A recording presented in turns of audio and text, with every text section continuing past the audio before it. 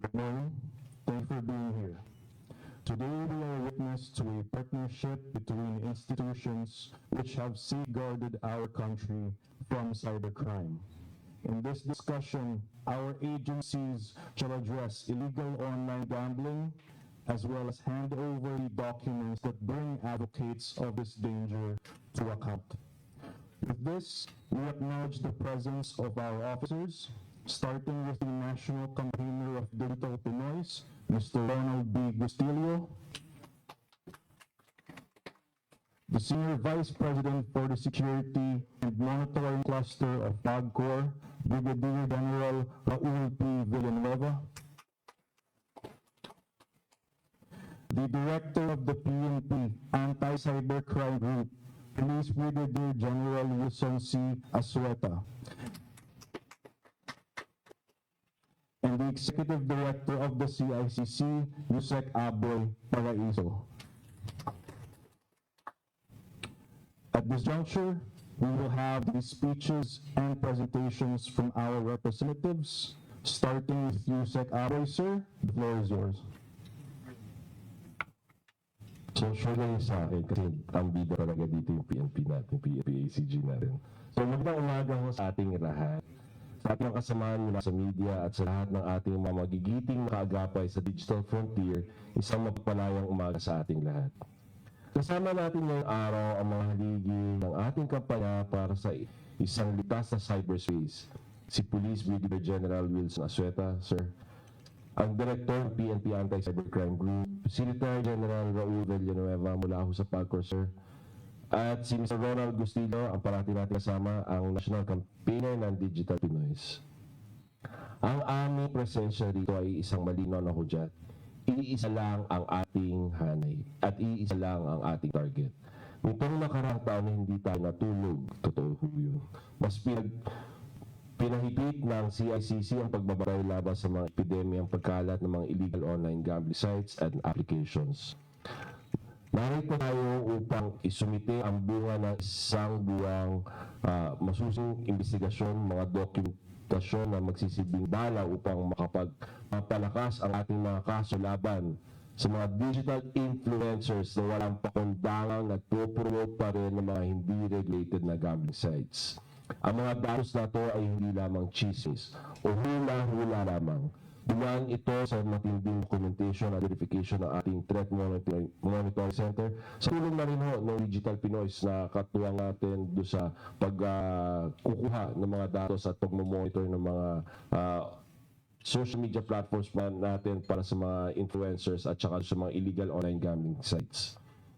Ngayong araw, formal nating ibibigay ang mga ito sa PNP-ACG para sa nararapat at mabilis na aksyon. Tapos na ang araw ng babala, oras na para mapanagot sila.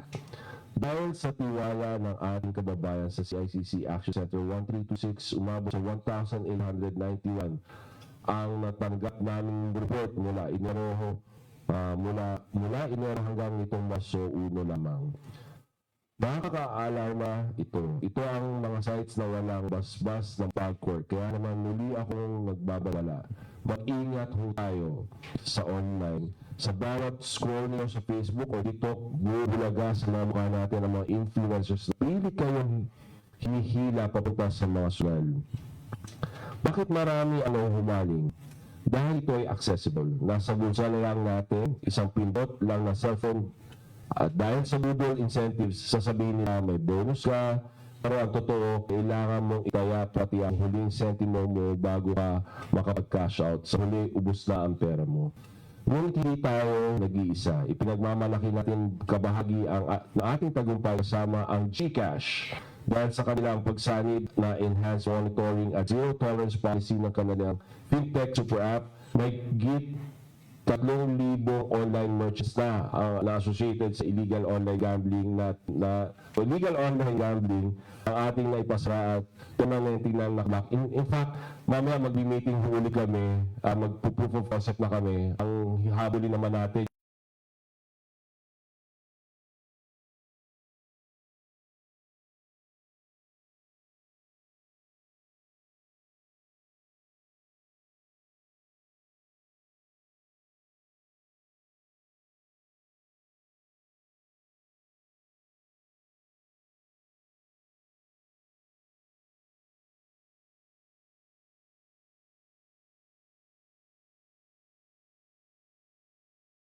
ICC ay malinaw at matalas. Ang sugal ng iligal ay hindi magdadala ng ginawa. Ito ay diretsyong daan patungo sa disgrasya. Hindi titigil ho ang CICC kasama ho ang ating mga katuwang sa gobyerno at sa pribadong sektor hanggat hindi natin natatapos ang illegal online gambling epidemic na ito.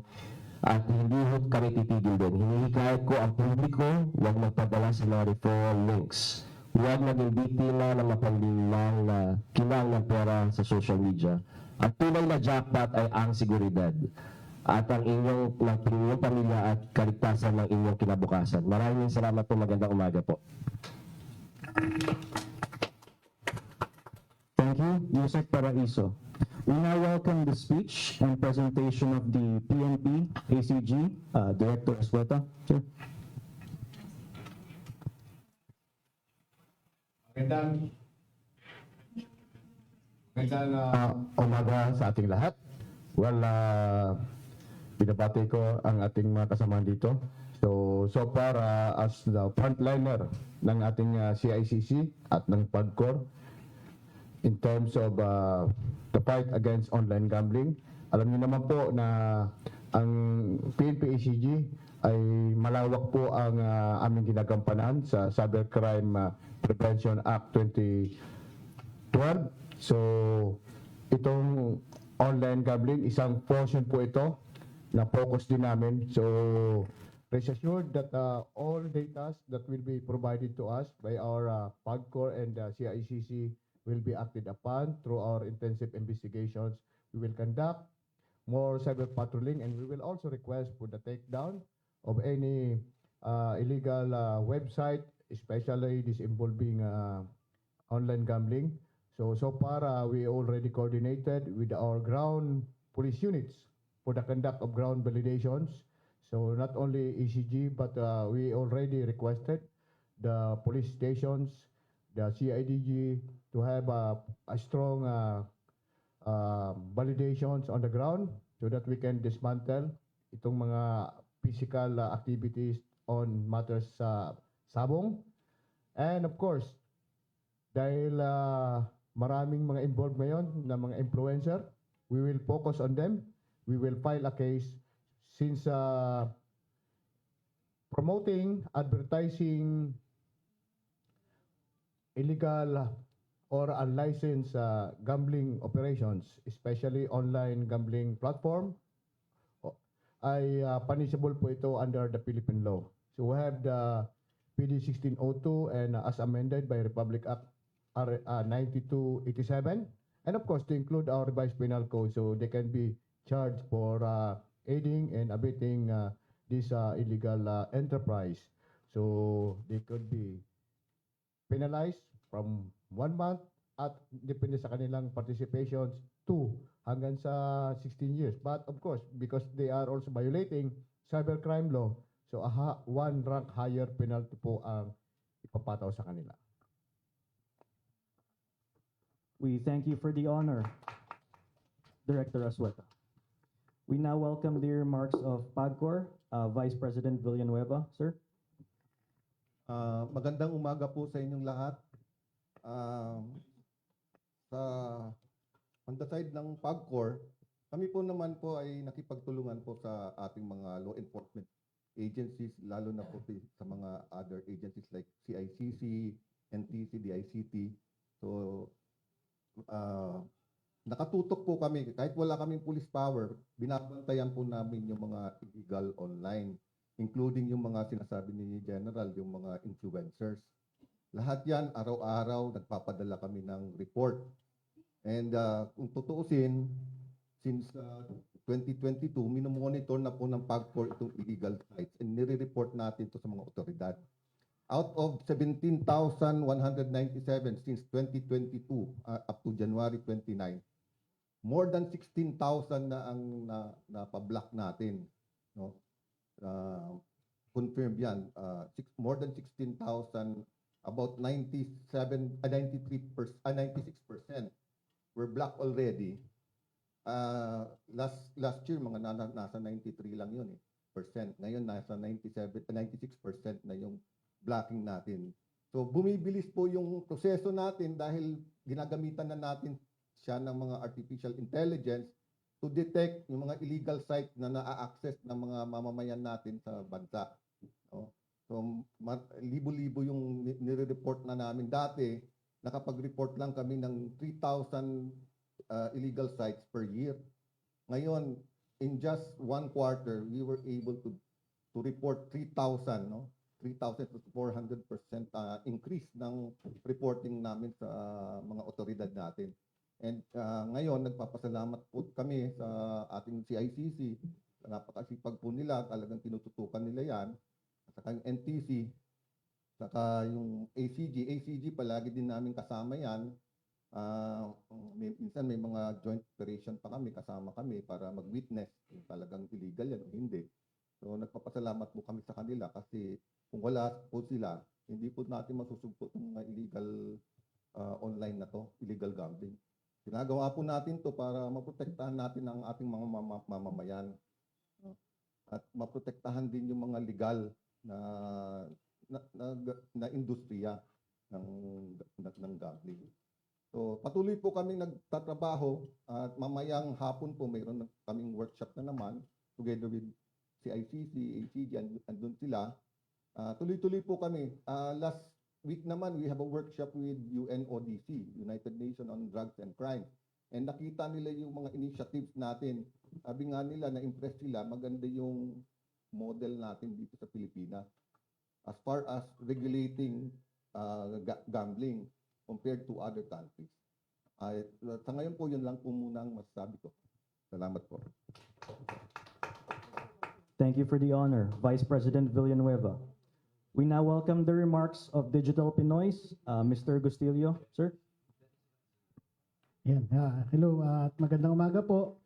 So before po dumako doon sa presentation, gusto ko lang i-announce na Digital Pinoy's and Meta have commenced its coordination po patungkol sa illegal online gambling. So yung mga takedown po doon sa mga pages ng illegal gambling sites, ng mga influencers that are endorsing these sites, ay nakikita po natin mapapabilis aside from our coordination doon sa iba pang mga issues kagaya ng fake news at iba pang cyber crimes perpetrated sa platform ng Meta, no. And at the same time, dahil kakaumpisa pa lang ng buwan, I would like to report na yung ating platform na nagde-detect sa illegal online gambling ay nakapag-detect lamang ng 3,700 illegal gambling sites for the month of March. So 4 days, 3,700. Pero mas mababa po ito kumpara po sa mga nakaraang buwan, which shows na talaga hong gumagana yun yung ating ginagawa na persistent na pagbablock ng mga illegal gambling sites. Pero syempre, kahit meron po tayong nakitang improvement, kailangan pong nakikita namin na kailangan i-sustain. I-sustain pa po talaga itong kampanyang ito, no? So, with that, present natin yung mga pinakatalamak na influencers ngayon. Ayan. So, yung mga dating mga pangalan, merong iba dyan. Pero yung mga usual suspects natin dati, talaga wala na ho sila sa pag-i-endorso ng illegal online gambling. So, andyan to si Perks Gaming, si Jessica Magno, si Victe Sukatan, 150, Princess Solomon, Norme Garcia, Cherry White, Girl Tapang Vlogs, Al Moralde, and Bemax TV Fam. So, ito pong top 10 influencers na to ay endorsed na rin po sa Meta for page takedown.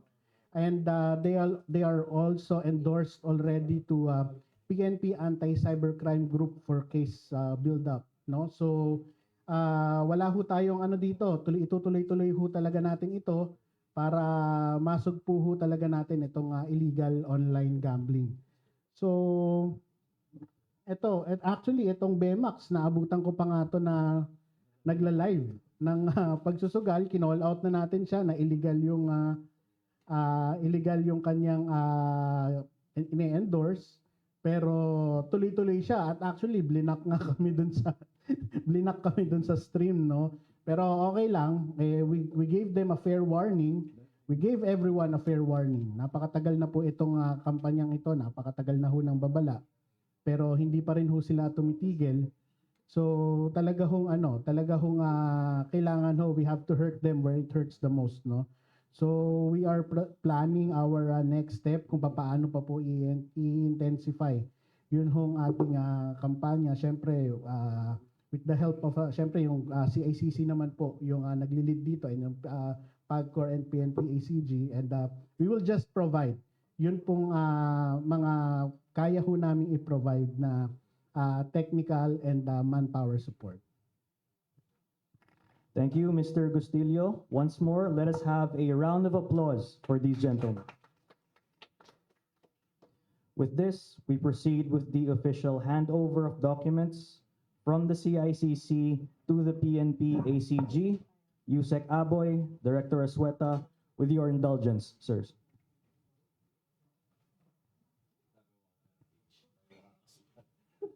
Ano na namang magagalit sa amin. Kailangan ko lang dito.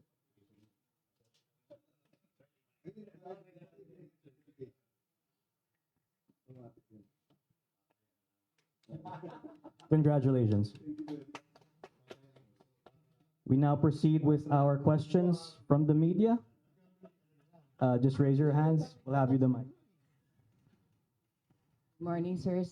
Zian Ambrosio from ABS-CBN. Maganda po yung ginagawa ninyo, sir, na binablock po ninyo, no? Umuulit ba sila? Or are they using other, ano ba tawag doon, URL? Or paano ba ang ginagawa nyo? O lilitaw ba sila, bablock nyo? Lilitaw sila, bablock nyo? Ganyan ba nangyari? Kapag blinak yung isang site, yung URL na yon wala na yon. So they just modify yung mga URL ng mga sites nila. So halimbawa, 1xbet1, 1xbet2, 1xbet3. Ganun lang yung ginagawa nila, no? Pero yung nung recently, nagkaroon ng update yung aming software na ginagamit for detection. So kahit yung mga naka-pipeline na URLs nila, nade-detect na natin. So medyo advanced tayo ngayon sa pagre-report ng mga pwedeng i-take down. So ayun, hindi na nila nagagamit yung mga dating URL. Nagmo-modify lang. Pero may ano ako dyan. So, marami tayong detection tools from Digital Pinoy, from yung PNP po, at saka lalong-lalo na yung detection tools din ng PAGCOR kasi they use AI. Ang nagiging challenge yung ngayon, ang statistics namin from 2022 to 2025, we took down around 12,000 sites. Ngayon, nung pagpasok ng February, nag-submit kami, we're averaging around 50,000 sites a month. Ganun na ho karami tayo. Ang nagiging problema ho namin, yung capacity ho ng mga telcos. So we're constantly having this dialogue with the telcos na hindi nila kinakaya yung 50,000 sites a month. So, ang problema namin, hindi kami pwede mag-compromise na kailangan nating i-block to constantly kasi nga para may mapupuntahan pa yung mga ibang tao para sa illegal online gambling. So this is a constant dialogue and I'll update our friends from the media what's the result of that dialogue. Kasi nga for me, it's non-negotiable na kailangan they either have to upgrade their systems to keep up with the blocking of these illegal online gambling sites. Sir, additional lang po, speaking of the challenges, maybe also ask your side, Sir Asweta and Sir Villanueva, regarding the challenges naman you're facing, apart from what? Yeah, ang challenge talaga dito kasi is that the internet kasi nobody owns the internet. So it's a matter of connections of different networks and servers. So kadamihan naman ng illegal sites kasi nasa abroad yung servers nila. Nag-ooperate sila abroad. Big time to, mga malalaki. And siguro mayroon kaming nakukuha dito mga local pero hindi ganun ka big time to, mga small time lang to na monitor pero hindi ganun kalaki yung nakukuha nila sa market. Ang kadamihan nito nasa outside of the jurisdiction ng Philippines. Yan ang malaking challenge namin. Kung makikita niyo yung 1xbet, ang tigas ng ulo ng 1xbet na yan, ilang beses na natin bili mo nag-sponsor sila ng ng basketball, volleyball. mga teams. So, kami naman, maagap kami. Talagang pinupuntahan namin sila kaagad. Like yung sa basketball, pinuntahan namin sila Commissioner Duremdes. Kinausap namin siya na illegal yung 1xBet, walang lisensya yan sa amin. But ganun pa rin, malaking challenge yun sa amin. Kaya pinag-iisipan namin ngayon yan kung paano namin mabablock yan. Kasi marami siyang URLs, no? Iba-iba. No? Pero we just have to be very consistent. And very consistent naman yung ICC natin, NTC, to block. Pag nagbago ng URL, block lang ng block. Hanggang magsawa yung mga players, yung mga Filipino players, magsasawa yan, pupunta sa illegal. No? Pumupunta sila sa legal. Dati ang daming complaint sa amin yan. By the 1,000, 2,000 yata per month ang natatanggap ni chairman. Ngayon, minimal na lang yung mga complaints because dati nakapagtaya sila sa mga illegal site. Ngayon, alam na nila kung alin ang legal site na hindi sila lulukohin, hindi sila i-scamin. Kasi kadimihan naman itong illegal sites na to, scammers to. Kung manalo ka man, hindi mo ka mababawi, hindi mo withdraw yung pera mo. So, kaya yung ngayon, very holistic yung approach namin. Even BSP is helping us now. BSP and other groups, even yung sa advertisement, meron kaming kung makita niyo yung mga billboards diyan, talagang pinapatanggal natin yan. Kahit legal nga yan eh. Pinapatanggal natin yan, but when it comes to nag-entice na mag-gambling, pinapatanggal natin yan. So kung okay lang kung mga advertisement ng responsible gaming, ganun, okay lang yon. Pero pag mga nag-entice na mag-gambling, kahit legal yan or illegal, pinapatanggal namin yung billboards nila. Para hindi natin, ma-insulate din natin yung ang mga mamamayan natin na hindi malulong sa pagsusugal. Okay. Clarification lang para sa hindi nakakaintindi. Ano po ba yung illegal talaga? Up to what extent umaabot? Para maintindihan lang ng ibang hindi nakakaalam. Yung illegal sites kasi, ito yung walang lisensya sa amin. No, pag walang lisensya sa amin, kung titingnan yung website namin, nasa website namin yung mga legal site, yung lisensyado namin, ay mayroon dun links na kung saan dadalhin kayo sa mga legal site.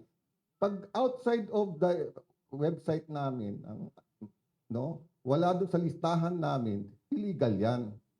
So, dapat maintindihan ng mamamayan natin yan. Dapat pag-aralan nila mabuti. Mas maganda para guaranteed yung napupuntahan na site, punta kayo sa website ng PAGCOR, yung PAGCOR guaranteed site para hindi sila naloloko. Kasi mayroon iba, pag may lumalabas ng mga advertisement sa social media nila, na-entice sila, lalo na pag may mga influencer, na-influence sila na tumaya doon sa mga illegal site. Kaya marami kami nakukuhang complaint dahil tumaya sila sa mga illegal site kasi hindi nila natanggap yung mga panalo nila. Hindi nila na-withdraw yung mga panalo nila. So, yan ang pag-determine kung ano ang illegal sa legal. Yung legal, may namin, may lisensya yan namin. Talagang binabantayan namin mabuti yung legal. Na hindi sila, susunod sila sa regulasyon na tinataw natin. Thank you, sir. Ay po, magandang umaga po. Nico Bagsik po of DZMM.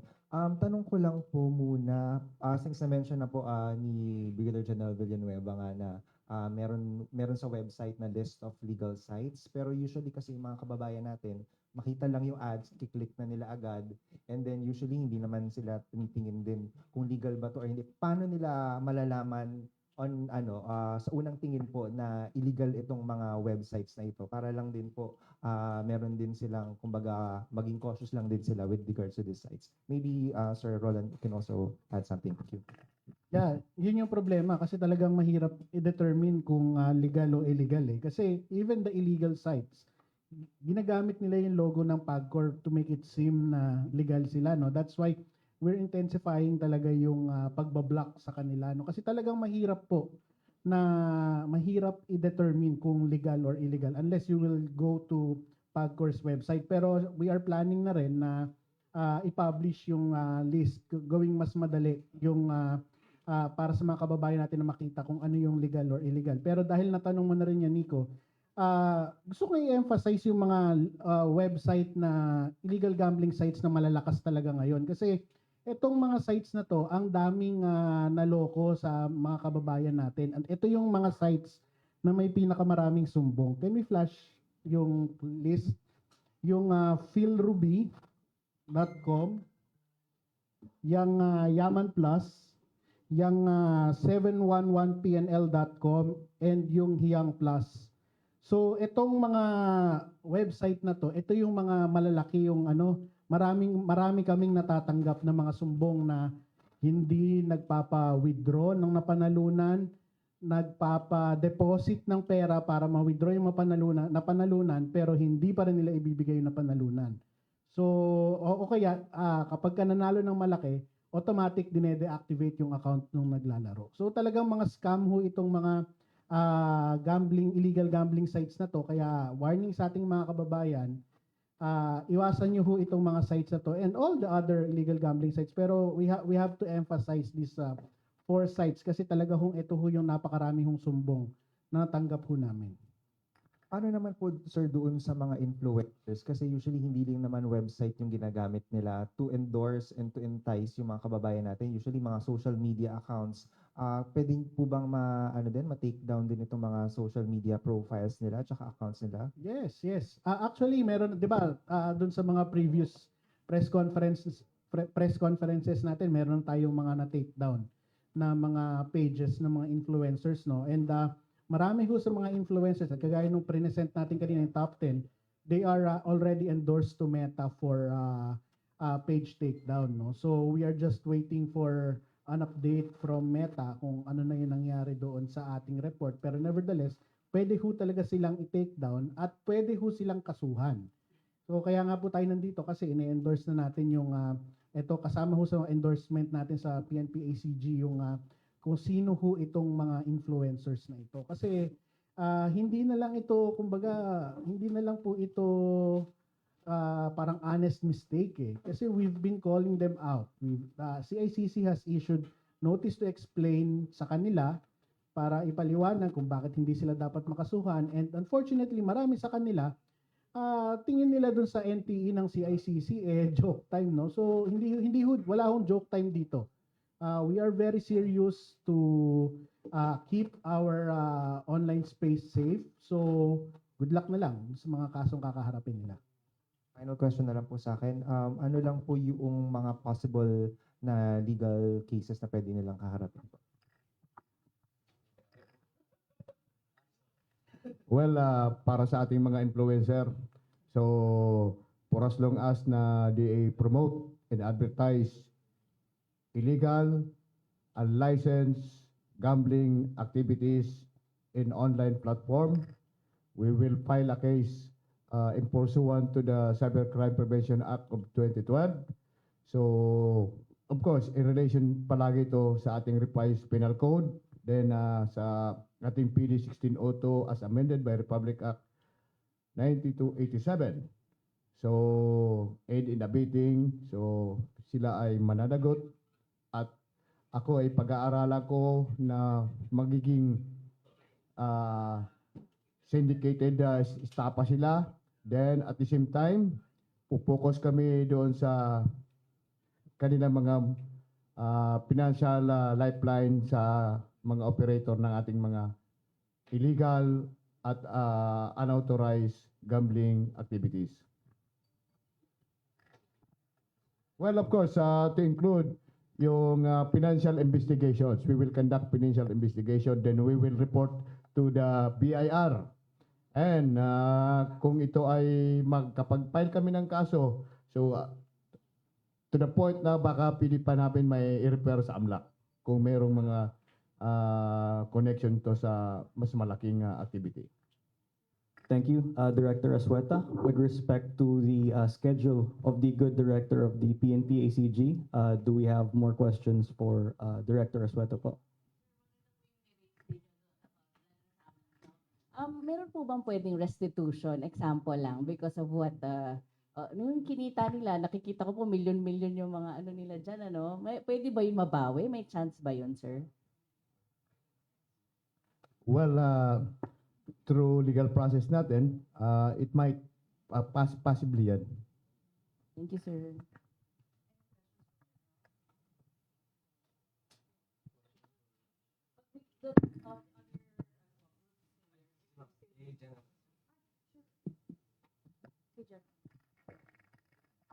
Dito po sa mga nakikita nating mga illegal online gambling sites, nakikita nga madalas sa mga social media. Ano po yung number one? And then ano po yung iba pang mga platforms na talagang particular na nagkakaroon ng panghihimo ko yung mga ads sa publiko nitong Actually, presented na ni Sir yan. It was already presented. So, bukod sa Meta po, bukod sa Meta. well, sa amin na lang yung ibang platform. So, yung Meta, siyempre, of course, yung TikTok, wala yun eh. So, yeah, sa YouTube.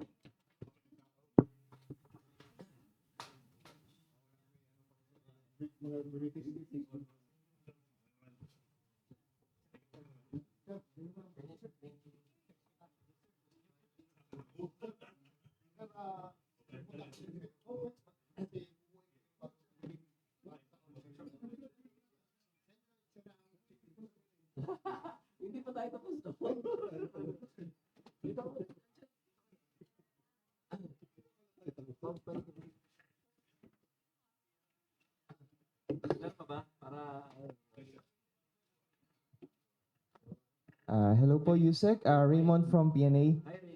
Sir, so what kind of actions ang may expect po natin from the platforms from Facebook, YouTube against the influencers who are caught promoting these illegal gambling sites? So, constant naman yung pakikipag-usap natin doon sa mga platforms. In fact, kahapon, kausap ko yung country manager ho at kasama ko yung country manager. Kasama namin yung country manager ho ng Meta.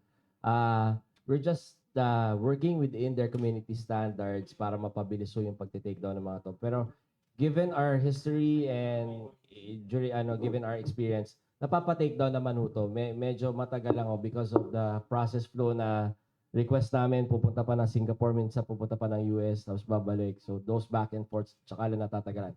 Pero, at the very end, napapa-take down naman natin yung mga sites. Marami naman tayong examples na dyan na napapa-take down na natin yung mga sites nila because of the promotion of illegal online gambling. Thank you, sir. How about the actual influencers, sir? Yung mga individuals, yung mga nakalista, sir, yung top 10 siguro. Ano actions ang may expect po natin na gagawin ng mga platforms? So, nasabit na natin sa kanila yan. So, my expectations with the platforms is they would take down the sites of these individuals, these influencers that are promoting illegal online gambling. Again, gaya ng sinabi ho ni General Wilson, ni General Villanueva, at ni Ronald, the time for babala and paalala is over. So, pag na-detect namin, hindi na namin sasabihin kaagad. You can see na pag na-detect namin, referral na kaagad. And even before this press conference, we requested for the takedowns of the sites already. Just last question, sir. So, in case they are blocked po, yung actual individual, is there a possibility na makakabalik po sila, let's say, under another name, under another page? How would that work? That's always the case na gagawa sila ng bagong channels nila. Pero again, parang their previous channels wala na itong mga to. So they'll just make new channels na lang.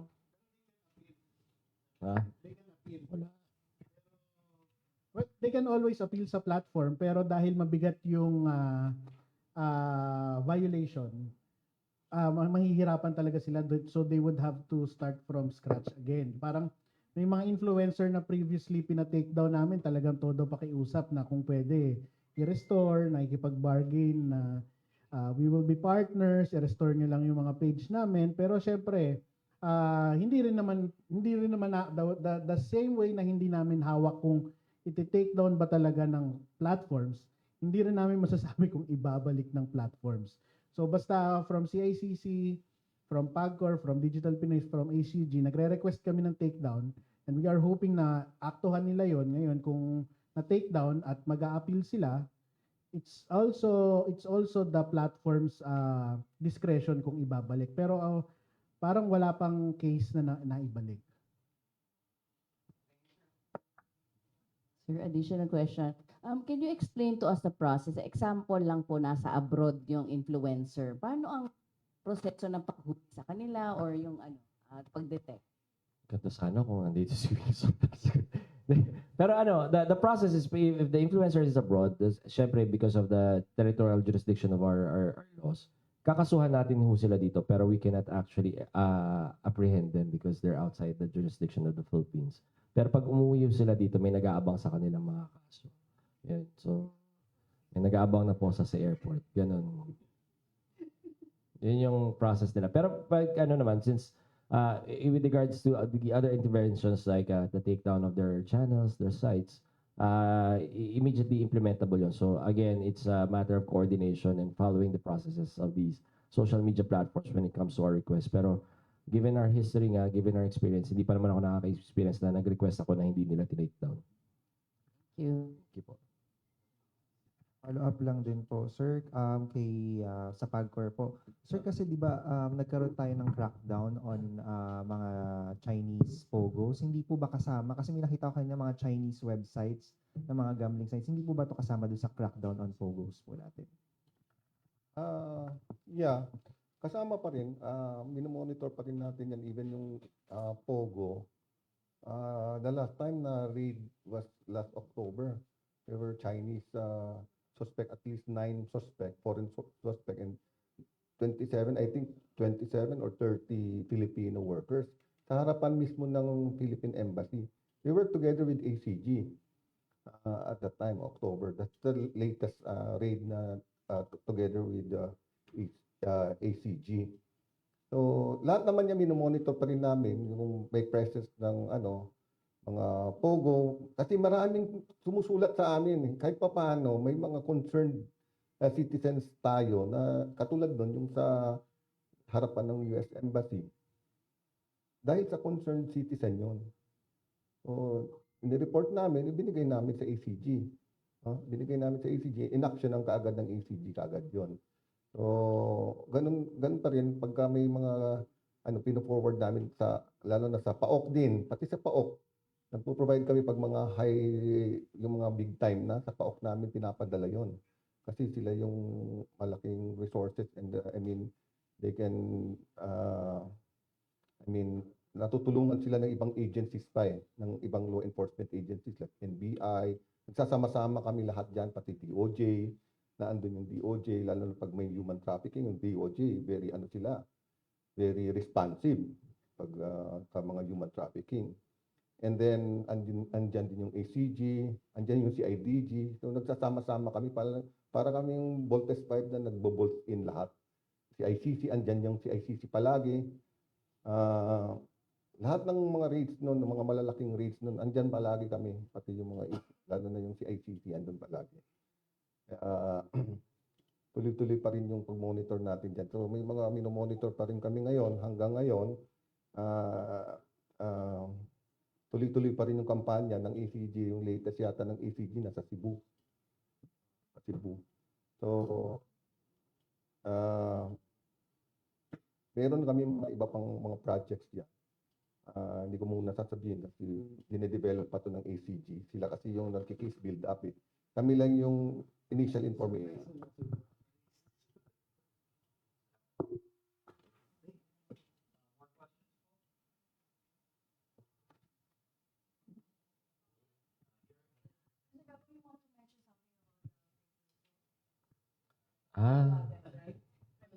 Sige.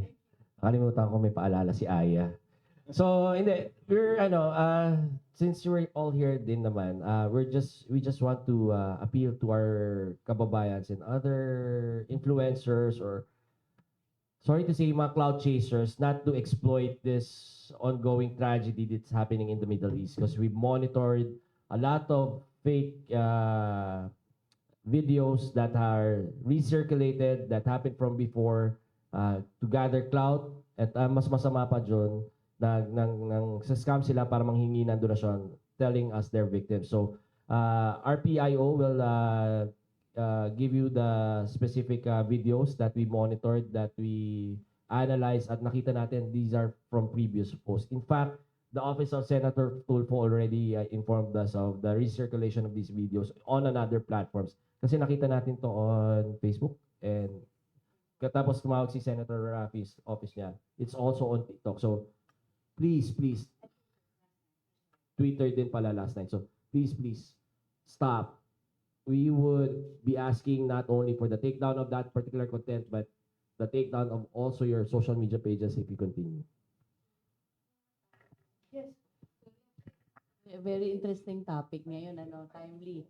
Ano po ang example? Can you cite one example of what happened? So, I will provide you, but I'll provide the context. Ang nandun sa video, hindi nga Pinay, di ba? Hindi nga Pinay, di ba? So, mukha lang siya Pinay, tapos they're circulating the video na it's happening in the Middle East current time na nag-live siya, tapos binomba, tapos yung tragedy na yun. To get clout. So, para maraming eyes on, maraming views, umakyat yung engagement, umakyat yung following ng pages. And sometimes, nakikita natin, ginagamit na itong mga videos na to para makapang-solicit na donations, makapang-solicit na mga help from our kababayans. When in fact, hindi sila affected nung nangyayari sa Middle East. How much are they asking para do sa mga hinihiling na pera? Mabait naman sila kung ano lang daw yung may kaya nyo ibigay, kahit fake, di ba? Kainis. Oh, thank you. Ano po pala ang ikakaso sa mga ganyan, sir? So pag ganyan, yung halimbawa, may magreklamo na mga nag-donate, and sometimes talagang gagawin namin, we would monitor, tapos magdo-donate talaga kami so we can charge them with staff. So yung mga videos na ginagamit, sir, parang dati pa, anong mga years pa yan? 2022, no? Director Aya? Pero Middle East din, sir. Middle East din. Previous wars, previous conflicts. Oh. Yeah. So how will the people detect if it's true or not kaya? Yun nga yung mahirap because we're just consuming right now. We just want information of what's happening in the Middle East. We're concerned about our kababayans on how they're doing.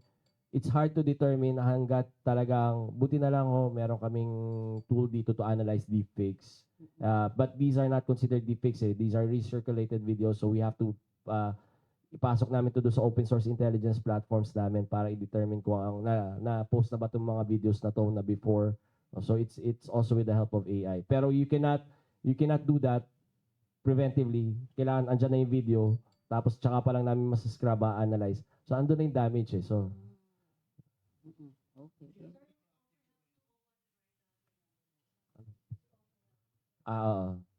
So yeah, kahapon din nag-meeting ho kami ng OWA, tapos we offered to help. So yung mga kababayan natin, baka mabulunan no si OWA.